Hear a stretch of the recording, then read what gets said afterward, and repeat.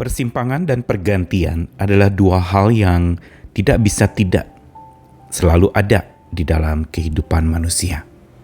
Persimpangan menyisakan pilihan dan pergumulan, membuat seorang belajar memilih dan menggumuli sesuatu. Persimpangan selalu mengajak kita untuk makin dewasa dalam mengambil keputusan. Tetapi justru ini perlu keberanian untuk melangkah, karena ketika persimpangan itu menyisakan pertanyaan yang besar, dan seringkali justru Tuhan izinkan kita melangkah lebih dulu untuk tahu bagaimana persimpangan-persimpangan itu menjanjikan sesuatu. Namun selain persimpangan, ada juga yang mau tidak mau kita akan hadapi, yaitu pergantian. Segala sesuatu yang ada di dunia ini, termasuk musim kehidupan, datang silih berganti. Dan setiap musim punya karakteristiknya masing-masing. Ada musim-musim di mana kita bisa bergembira, musim di mana kita bisa mendapatkan kejayaan, kebahagiaan. Tapi ada juga musim-musim paceklik, musim-musim yang tidak mudah kita lalui, musim duka, musim berkabung. Dan ini pergantian yang mau tidak mau bisa terjadi dalam hidup kita. Karena hidup manusia tidak ada yang hanya satu musim. Musim akan terus berganti. Dan di dalam kedua hal tadi, persimpangan dan pergantian, kita membutuhkan satu pegangan yang kuat. Supaya saat kita bergumul dihadapkan pada persimpangan hidup kita untuk memilih sesuatu, maka saat itu pegangan kita akan menentukan bagaimana kita memilih. Begitu juga pergantian. Ada satu yang tidak terganti yang perlu kita pegang teguh. Karena saat musim berganti, tetapi bersama dengan Dia yang tidak terganti dan tidak bisa berganti, Dia selalu bersama dengan kita, maka waktu hidup kita akan bergulir mulia, akan mengalir mulia.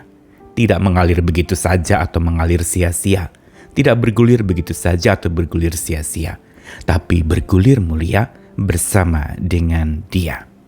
Saya Nikolas Kurniawan kembali menemani di dalam Sabda Tuhan, sebuah renungan menutup tahun ini, di mana kita boleh diajak melalui perguliran waktu silih berganti, begitu juga persimpangan-persimpangan hidup kita yang kita sudah lalui. Yesaya 66 ayat 22-23. Sebab sama seperti langit yang baru dan bumi yang baru yang akan kujadikan itu, tinggal tetap di hadapanku, demikianlah firman Tuhan, demikianlah keturunanmu dan namamu akan tinggal tetap. Bulan berganti bulan dan sabat berganti sabat, maka seluruh umat manusia akan datang untuk sujud menyembah di hadapanku, firman Tuhan. Yesaya 66 adalah bagian akhir dari kitab Yesaya yang di dalamnya memberikan sebuah pengharapan. Penutup kitab yang di dalamnya ada penghakiman, ada teguran yang keras buat Israel, umat pilihan Tuhan, tetapi ditutup dengan sebuah janji ada di ujung jalan sana, sebuah pengharapan tentang langit yang baru dan bumi yang baru. Seperti apakah langit baru dan bumi baru itu? Dalam perjanjian baru lebih dijelaskan lagi tentang bagaimana karakteristik langit baru dan bumi baru, yaitu sesuatu yang semuanya serba baru.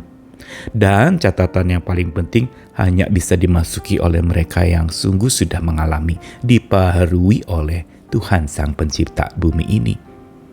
Manusia-manusia yang hidupnya baru itulah yang akan melihat dan memahami akan langit baru dan bumi baru itu, yang tentu saja memberikan kepada seseorang sebuah sukacita. Di ujung jalan ada kegembiraan, ada kemenangan, ada satu masa tidak ada lagi kabung tapi penuh dengan sukacita memuji Tuhan. Ini yang dicatatkan di dalam kitab suci.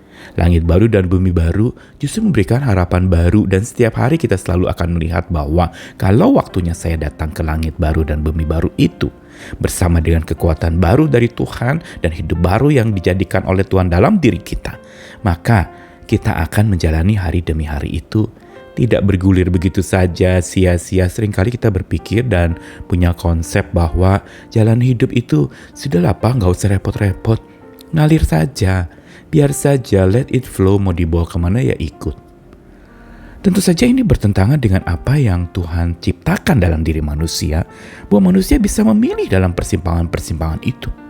Manusia diberikan nalar untuk bisa berpikir dengan hikmat Tuhan agar dia ketika menjalani hidup ini untuk menuju langit yang baru dan bumi yang baru, dia perlu punya prinsip untuk supaya dia bisa melaluinya menuju ke harapan itu.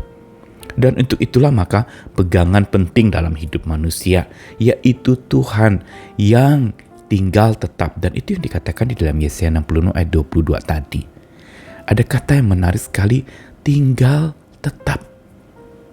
Jadi Tuhan mengharapkan dan menginginkan kita tinggal tetap bersama dengan Dia, selalu bersama Dia.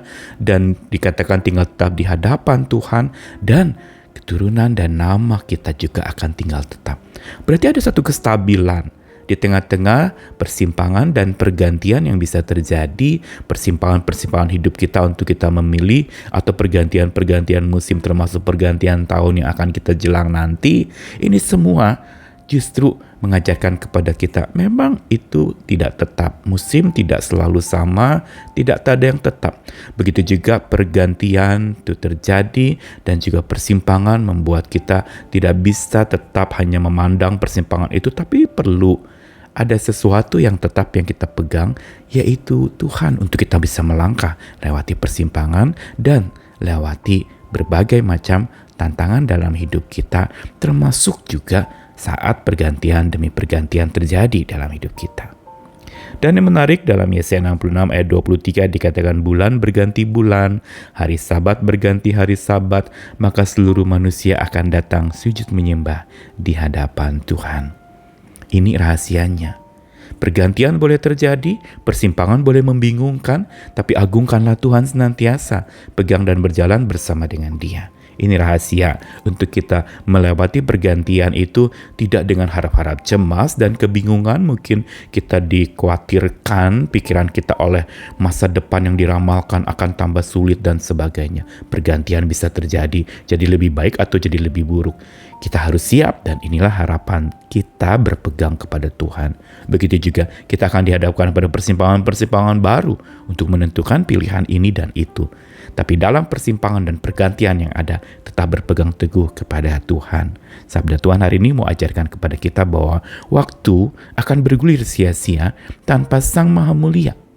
Tetapi waktu akan bergulir membahagia bila selalu bersama dengan Dia yang bukan saja ada di setiap persimpangan hidup kita, tapi ada saat pergantian musim, pergantian tahun, pergantian bulan, pergantian hari. Bersama dengan Tuhan, persimpangan dan pergantian akan menjadi satu masa yang menyenangkan. Mari berjalan terus bersama dengan Dia, kerjakan pekerjaan rumahmu, yaitu apa? Bukan hanya paham bahwa kita perlu berjalan dengan Dia, tetapi ayo berjalan bersama dengan Dia. Gantungkan harapanmu kepada Dia, sandari kekuatan dari Dia, supaya kita bisa bergulir mulia bersama dengan Dia. Bersama Dia, kuhadapi semuanya.